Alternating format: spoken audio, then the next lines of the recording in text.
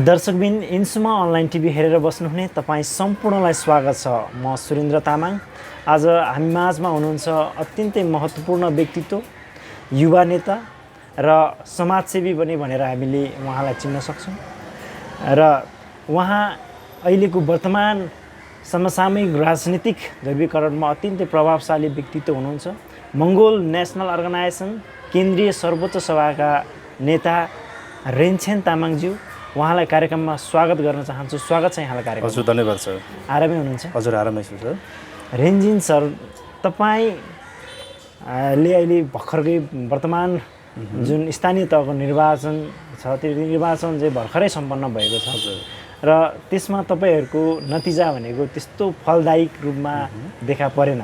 हजुर। तर यता स्वतन्त्रतर्फले आफ्नो नतिजाहरू ल्याउन सफल भएको छ। जस्तै काठमाडौँ महानगरपालिका जस्तो उच्च स्थानमा पनि स्वतन्त्रले चाहिँ एउटा जित हासिल गरेर आज देशको महानगरपालिकालाई हाँकिरहेको स्थिति छ स्वतन्त्रबाट भने।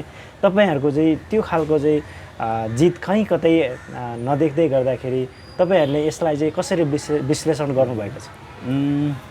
हजुर, धन्यवाद तपाईँलाई पहिलो प्रश्नको निमित्त। हामी विशेष गरी भर्खरै मात्रै नेपालमा भएको स्थानीय तहको निर्वाचनमा सहभागी भएर आएका छौँ। स्वाभाविक रूपमा तपाईँले भन्नुभयो जस्तै यसपालिको स्थानीय तहको निर्वाचनमा पनि मङ्गोल नेसनल अर्गनाइजेसनले देशैभरिबाट स्थानीय तहको निर्वाचनमा गणितीय नतिजा एमएनओले प्राप्त गर्न सकेन। यही विषय अहिले अलिकति बहसको रूपमा आएको छ देशभरि नै।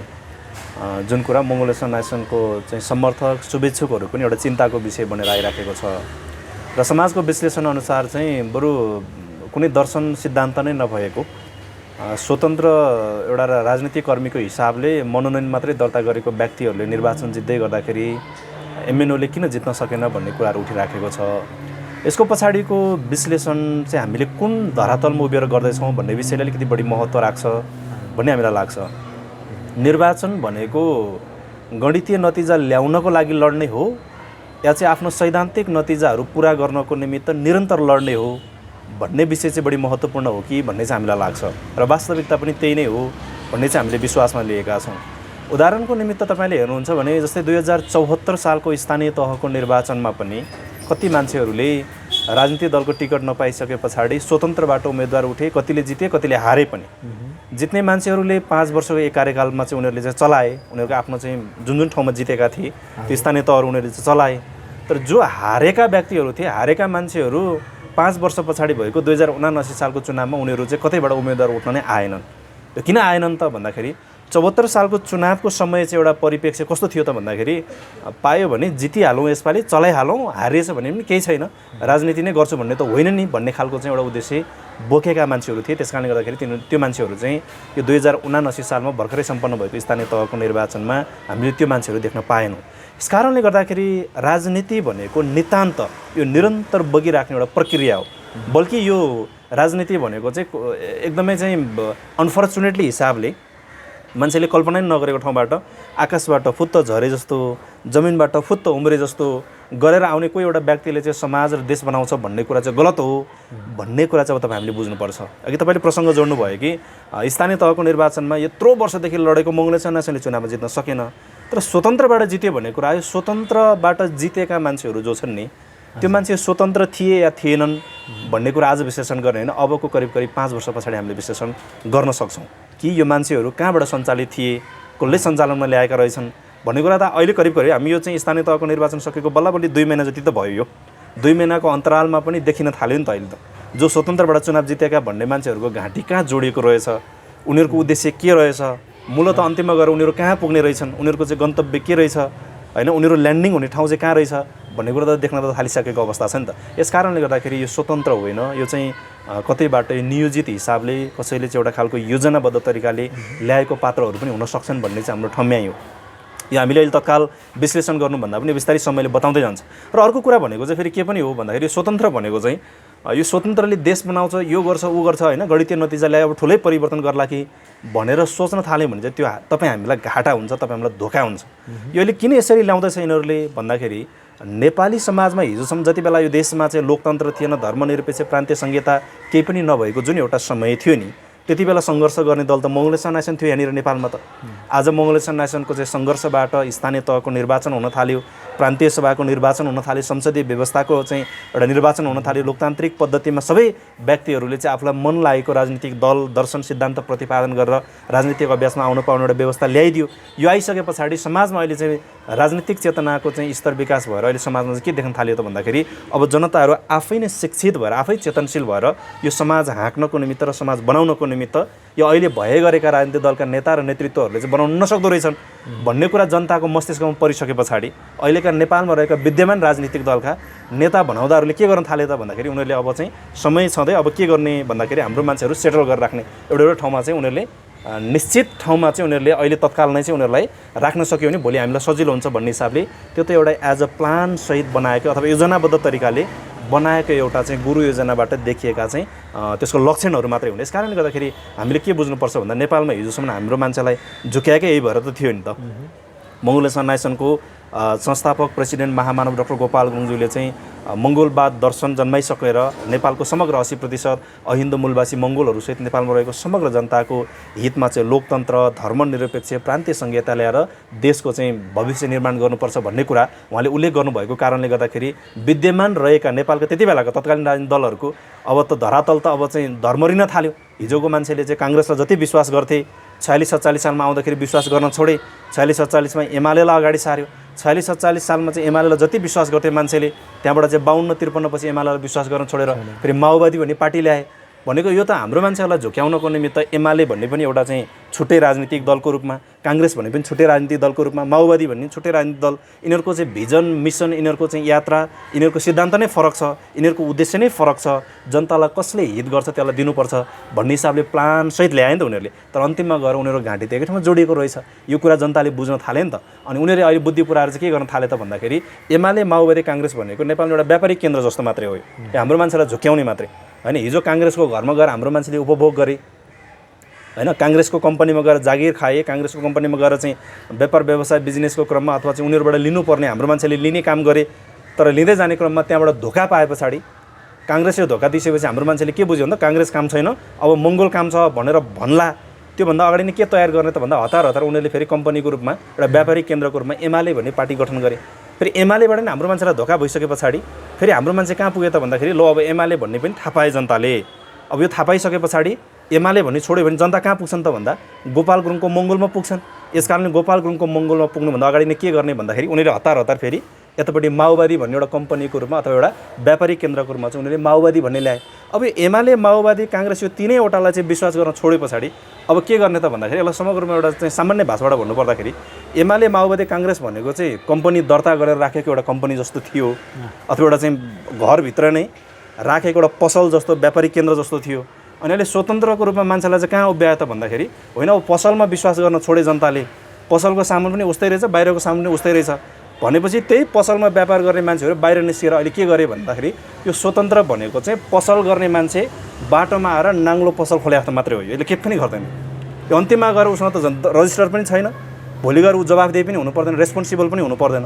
यस कारणले गर्दाखेरि यसपालिको स्थानीय तहको निर्वाचनमा हामीले देखेको जुन एउटा नतिजा छ यो नतिजाले स्वतन्त्रलाई जितायो।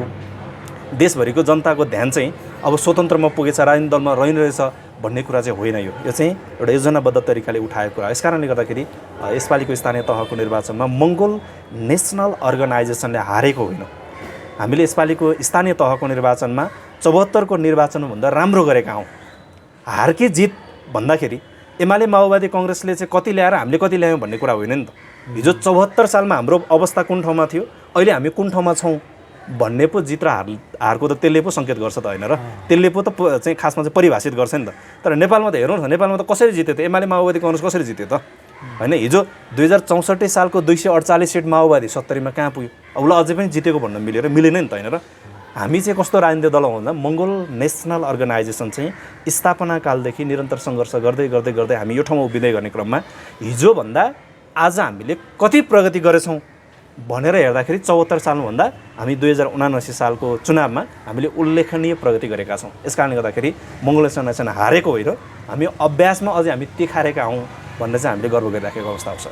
तैपनि यसरी स्वतन्त्र उम्मेदवारहरूले जित्दै गर्दाखेरि चाहिँ अब राजनीतिक दलहरूको चाहिँ दिनहरू सकिँदै गयो हो कि जनताले त अब स्वतन्त्रलाई चुन्न थाल्यो, विकल्प खोज्न थाल्यो है राजनीतिक दलभन्दा अन्य भन्ने कुराहरू चाहिँ जनताले ती हिसाबले पनि त हेरिरहेछ नि त। यसलाई हो, यसको निमित्त चाहिँ अब त यस कारणले गर्दाखेरि नै नेपालको समग्र जनताहरूको राजनैतिक चेतनाको स्तर कमजोर भएको कारणले गर्दाखेरि, राजनैतिक रूपमा चेतनशील नभएको कारणले गर्दाखेरि नै यो परिवेश निर्माण भएर गएको। खासमा हाम्रो मान्छेहरूले अहिलेसम्म के मात्रै देख्न सक्छ भन्दा आफ्नै घरभित्रको समस्या के हो भन्ने पनि देख्न नसक्ने अवस्थामा जिउन विवश छ हाम्रो मान्छेहरू।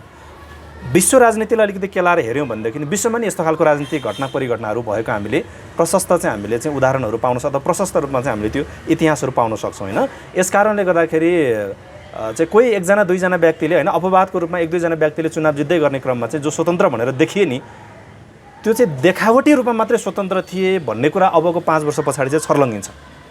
यो चाहिँ अहिले हामीले तत्कालै यसै हो भनेर भनिदिँदाखेरि नेपालको समग्र जनताहरूले त्यो नबुझ्न सक्छन् होइन। उसले राम्रो काम गरिराखेको देख्छ, जो स्वतन्त्र भनेर अहिलेको उठिराखेको छ, अहिलेको माहौल एउटा स्वतन्त्र भनेर जुन चाहिँ एउटा खालको चाहिँ अहिले मसल्ने काम गरिराखेको छ, उनीहरूले चाहिँ के गरे त भन्दाखेरि भन्ने बेलामा एउटा कुरा भनेर लिएर जाने होइन। नेपालको समग्र जनताहरूलाई चाहिँ कुन कुरा भन्दाखेरि जनताको चाहिँ ध्यान आकृष्ट हुन्छ, इमोसनल हिसाबले ब्ल्याकमेल कसरी गर्न सकिन्छ भनेर कसैले चाहिँ भ्रष्टाचारको कुरा उठाइदिएछ, कसैले व्यथितिको कुरा उठाइदिएछ, कसैले राजनीतिक दलको चाहिँ झुन्ड भएर अथवा राजनीतिक दलको कार्यकर्ता भएर काम गर्न चाहिँ अप्ठ्यारो हुँदो रहेछ, गाह्रो हुँदो रहेछ। यस कारणले गर्दाखेरि स्वतन्त्रपूर्वक गयो भने चाहिँ सबै कुरा सम्भव छ भनेर अन्तिममा गर्दा फेरि त्यो हिन्दूवादकै चाहिँ परिवेशलाई त बोक्ने अवस्थामा त पुगिराखेको छ नि त नेपालको अहिलेको जो स्वतन्त्र भनेर चाहिँ उफ्रिने कराउने हिँड्ने मान्छेहरू पनि। यस कारणले गर्दाखेरि यो विषयमा त्यति धेरै लामो व्याख्या त अहिले हामीले तत्काल गर्ने अवस्थामा छैनौँ, किनकि यो त अबको 5 वर्ष पछाडि छर्लङ्ग हुन्छौँ हामी। त्यो हामीले भन्नुभन्दा नि उनीहरूको व्यवहारले चाहिँ प्रशस्त मात्रामा देखाउँदै जान्छ। आजभन्दा 2 महिना अगाडि जति बेला चाहिँ स्थानीय तहको निर्वाचनको होइन मत परिणाम अथवा नतिजा घोषणा हुँदै थियो, नतिजा घोषणा हुने बेलामा जुन जुन ठाउँबाट स्वतन्त्रको मान्छेले जिते भनेर त्यो चाहिँ एउटा खालको समाचार बन्दै गर्ने क्रममा मान्छेको मनस्थितिमा जुन किसिमको चाहिँ एउटा खालको भावना थियो नि, मान्छेको मनमा जुन किसिमको चाहिँ अब यसले यसो गर्छ होला भन्ने एउटा खालको विश्वास थियो, 2 महिना पुग्दा नपुग्दा नै त्यो विश्वासमा चाहिँ अब दरारपनहरू पैदा हुन थालिसकेको अवस्था छ। यो त 5 वर्ष छ नि, सामान्य कुरा होइन होइन। यस कारणले गर्दाखेरि यो 5 वर्ष उहाँहरूको निमित्त यो एक्जाम जस्तै हो होइन। 5 वर्षको टाइम ड्युरेसनभित्र उहाँहरूले गर्ने कर्मले देखाउँछ स्वतन्त्र भने के रहेछ होइन, स्वतन्त्रको पछाडि को रहेछ भन्ने कुरा चाहिँ बिस्तारै थाहा हुँदै जान्छ। यस कारणले गर्दाखेरि यो चाहिँ नेपालको समग्र जनताहरूलाई इमोसनल हिसाबले ब्ल्याकमेल गरेर राजनीतिक दलको सिद्धान्तले होइन एउटा व्यक्तिले देश बनाउन सक्छ भन्ने खालको चाहिँ सोचपट्टि चाहिँ लानु खोजेर त्यसरी होइन। यो दर्शन सिद्धान्तले मात्रै समाज र चाहिँ देश परिवर्तन हुने कुरा हो। यो चाहिँ विकास भन्ने बित्तिकै यो गगनचुम्बी भवन बन्नु, सडक पिच हुनु, कालोपत्रे हुनु मात्रै विकास होइन नि त, मान्छेको चेतनाको स्तर विकास हुनु चाहिँ विकास हो नि त होइन र। यस कारणले गर्दाखेरि त्यो मान्छेको राजनीतिक चेतनाको स्तर विकास गर्नको निमित्त, मान्छेको संस्कारगत परिवर्तनको निमित्त आवश्यक पर्ने भनेको दर्शन हो। त त्यो कुन दर्शन चाहियो त भन्दाखेरि नेपालमा पनि दर्शन त थियो नि त योसम्म। कुन दर्शन थियो भन्दा वर्णाश्रमी व्यवस्थामा आधारित भएको हिन्दूवाद दर्शन भएको कारणले त्यसले कस्तो खालको संस्कार सिकायो भन्दाखेरि कोही जन्मिँदाखेरि राजा बादशाह प्रमुख भएर जन्मिने, कोही चाहिँ जन्मिँदाखेरि शूद्र भएर जन्मिने भन्ने संस्कारले ग्रस्त भएको देशमा अब कुन संस्कारले कुन दर्शनले त्यो परिमार्जित गर्न सक्छ भन्दा मङ्गोलवाद दर्शनले मात्र बल्ल त्यसलाई चाहिँ परिमार्जित गर्न सक्छ। यस कारणले गर्दाखेरि यो स्वतन्त्रले समाज बन्छ, देश बन्छ होइन। स्वतन्त्रले बाटो चाहिँ चिल्लो होला, बाटो चाहिँ पिच होला अथवा कालोपत्रे होला, गगनचुम्बी भवन बन्ला, तर मान्छेको मनस्थिति परिवर्तन गर्नको निमित्त चाहिँ दर्शन र सिद्धान्तको आवश्यकता छ। यो चुनावी नतिजाको कुरा गर्दै गर्दाखेरि पनि मङ्गोल नेसनल अर्गनाइजेसनले सोचेको जस्तो नतिजा ल्याउन नसक्नुको कारणहरू पनि, जस्तै मङ्गोल नेसनल अर्गनाइजेसनले समसामयिक विषयहरूमा चाहिँ कुराहरू उठाएन। जस्तै एमसिसी जस्तो एउटा राष्ट्रकै हित विपरीत कार्यहरू पार्लियामेन्टबाट चाहिँ हुँदै गर्दाखेरि पनि मङ्गोल नेसनल अर्गनाइजेसनले चाहिँ आवाज उठाएन, बोलेन, आन्दोलन गरेन, प्रोटेस्ट गरेन भनेर चाहिँ जनताले त्यो किसिमको गुनासोहरू पनि गाउँघरमादेखि लिएर हरेक ठाउँमा त्यो प्रकारको गुनासोहरू पनि आइरहेको छ। तपाईँहरू चाहिँ किन यसरी यो जनगुनासको विषयमा चाहिँ होइन समसामयिक विषयमा चाहिँ किन बोलिरहनु भएको छैन? यदि तपाईँहरूले बोल्नुभएको भए सायद आजको दिनमा वडा पालिकाहरू चाहिँ मङ्गोल नेसनल अर्गनाइजेसनले पनि हाकिरहेको हुनसक्थ्यो, जनताले विश्वास गरेर भोट हालेर तपाईँहरूलाई पनि त जिताउन सक्थ्यो होला नि त। एक्ज्याक्टली कुरा अब यहाँनिर अब हामीले चाहिँ बुझ्नुपर्छ होइन, हाम्रो मान्छेले नै अब कुरा बुझ्नुपर्छ। जस्तै एउटा राष्ट्रको हित विपरीत भएको एमसिसी काण्ड आजभन्दा केही समय अगाडि नेपालमा व्याख्यात्मक घोषणासहित भनेर चाहिँ उनीहरूले पारित गरेर लिएर गएको अवस्था छ। एमसिसीले देश तात्दै गर्ने क्रममा मङ्गोल नेसनल अर्गनाइजेसन पनि नेपालको एउटा परिवर्तन चाहने र नेपालमा लोकतन्त्रको निमित्त आवाज उठाउने राजनीतिक दल भएको कारणले गर्दाखेरि हामीले पनि त्यो विषयमा सूक्ष्म अध्ययन गरेको अवस्था थियो। हामीले एमसिसी ठिक छ भनेर हामीले कहीँ पनि बोलेनौँ।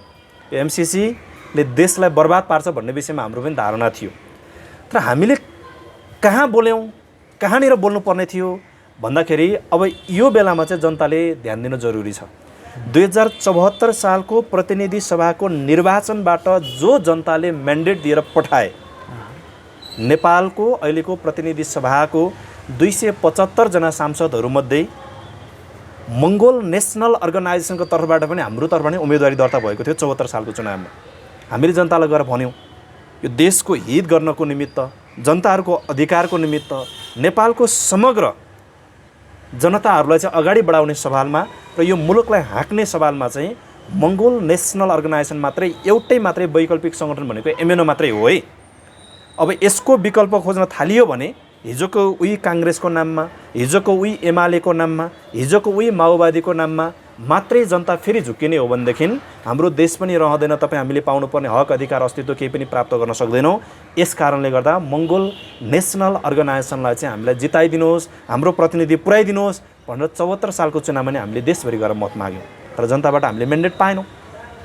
जनताले हामीलाई के अधिकार दिएन भन्दा, होइन तपाईँहरू अहिले तत्कालै पार्लियामेन्टबाट बोल्ने ठाउँमा तपाईँहरू जान सक्नुहुन्न भन्यो अथवा के ठान्यो, तर हामीलाई त्यो अधिकार दिएन। हामीलाई बोल्ने ठाउँमै नपुर्याइसके पछाडि अनि हामीले एमसिसीको कसरी विरोध गर्ने? यदि 74 सालको चुनावमा नेपालको समग्र जनताहरूले यो मङ्गोल नेसनले चाहिँ के चाहिँ गर्दो रहेछ हामी एकचोटि हेरौँ न त, अग्नि परीक्षा ल्याउँ न त यसको पनि के गर्दो रहेछ भनेर हामीलाई परीक्षामा मात्र हालिदिएको थियो भने हेर्नुहोस् यो एमसिसी पास गर्ने बेलामा त्यसको विरोधमा डटेर आवाज उठाउने दल चाहिँ मङ्गोल नेसनको प्रतिनिधि हुन्थ्यो। तर हामीले त त्यो अधिकार त पाएनौँ। हामी त पार्लियामेन्टभित्र पुग्न सकेका थिएनौँ। अस्तिको तपाईँले देख्नुभयो। अब आन्दोलन गर्ने र कराउनेहरूले पनि के गरे त? अब यो एमसिसी पास गर्ने बेलामा बिआइसिसी भवनको बाहिरपट्टि आन्दोलन मचाउने त्यहाँ त लाखौँ युवाहरू थिए नि त। नेपालको समग्र जनताहरूले पनि यो एमसिसी चाहिँ नेपालको हितमा रहने जो काम छैन फ्याँक्नुपर्छ भनेर सबैले आवाज त उठाए नि त। तर नेपालको लाखौँ युवाहरूले, नेपालको लाखौँ नागरिकले यो एमसिसी काम छैन फ्याँक्नुपर्छ भन्दै गर्दाखेरि पास गर्दै कसले गर्दै त भन्दा त्यो पास गर्ने कि फेल गर्ने भन्ने अधिकार त नेपालको जनताको हातमा त थिएन नि त। त्यो कसको हातमा थियो त भन्दा उही 2074 सालको चुनावमा जनताले चुनेर पठाएको 275 जना सांसदको हातमा त्यो अधिकार थियो। त्यो 275 जनामध्ये बहुमत सङ्ख्या भनेको 138 जनाले ताली बजाएर ल यो ठिक छ भनेर ताली बजाइदिने बित्तिकै पास हुने अवस्था थियो नि त।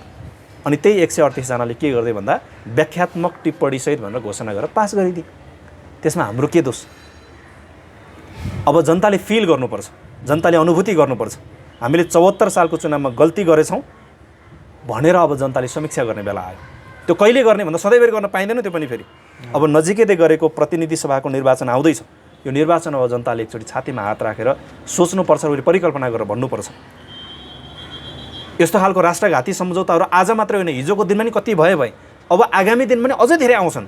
यसको निमित्त, यसको प्रोटेक्सनको निमित्त र देशको स्वाधीनता बचाउनको निमित्त एउटै दल मङ्गोल नेसन हो भनेर जनताले बुझेर मङ्गोल नेसनको चुनाव चिन्ह कुखुराको भालेमा भोट हालेर हाम्रो प्रतिनिधि पार्लियामेन्टमा पुर्यायो भने डटेर हामी विरोध गर्छौँ। त्यो विषयमा आवश्यक पर्ने देशको हितमा हुने कुरा हामी, त्यसको निमित्त आवश्यक पर्ने कुरा देशको हितमा हुने कुरामा हामी आवाज उठाउँछौँ। यो कुरा चाहिँ ल्याउनुपर्छ भन्ने विषयमा पनि आवाज उठाउँछौँ।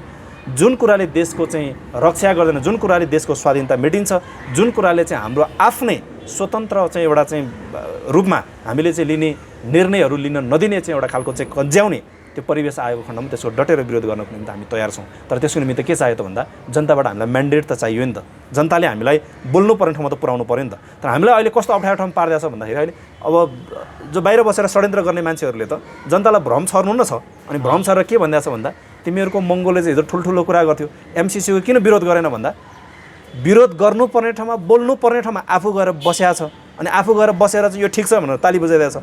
अनि हामीलाई बोल्नुपर्ने ठाउँमा चाहिँ जानै नदिने एउटा षड्यन्त्र गरेको छ। अनि तेरो मान्छेले किन बोलेन भनेर लगाइदिएको छ। अनि हाम्रो मान्छेहरू फेरि त्यसको पछाडि दौडेर हो न हो परेर हो त मङ्गोलले किन बोलेन त्यो विषयमा भन्दा बोल्ने ठाउँमा चाहिँ पुगेको हुनु पऱ्यो नि त। हामी त बोल्ने ठाउँमै पुऱ्याएको छैन नि त। यस कारणले गर्दाखेरि जनताबाट म्यान्डेट नपाएको अवस्था हो। यस कारणले गर्दा हामीले यसमा चाहिँ अलिकति ब्रडली विश्लेषण गर्नुपर्छ र एमसिसी जस्तो चाहिँ जुन विषयहरू आयो यो विषयहरूमा चाहिँ मङ्गोल नेसनल अर्गनाइजेसनले अघि तपाईँले बताउँदै हुनुहुन्थ्यो समसामयिक विषयहरूमा चाहिँ आवाज उठाउन नसकेको कारणले होइन, यो त हाम्रो एउटा चाहिँ प्रक्रिया छ। मङ्गोल नेसनले यो सङ्गठनको स्थापना कालदेखिबाट नै हामीले उठाइराखेका छौँ यो देशको हितको निमित्त, यो देशको समग्र जनताहरूको हितको निमित्त र नेपालको 80% अहिन्दू मूलवासी मङ्गोलहरूको जुन लुटिएको खोसिएको अधिकारहरू सहित चाहिँ यो नेपालको समग्र जनताको हित गर्नको निमित्त हामीले आवाज निरन्तर उठाइराखेका छौँ। जनताको पक्षमा बसेर, जनताको घर दैलोमा गएर हामीले उठाएको कुरा चाहिँ बाहिर किन आयो त भन्दा जस्तो अघि तपाईँले बताउनु भयो एमसिसीको कुरा, हामीले जनताको घर दैलोमा गर्थ्यो यही कुरा त बतायौँ नि त हामीले।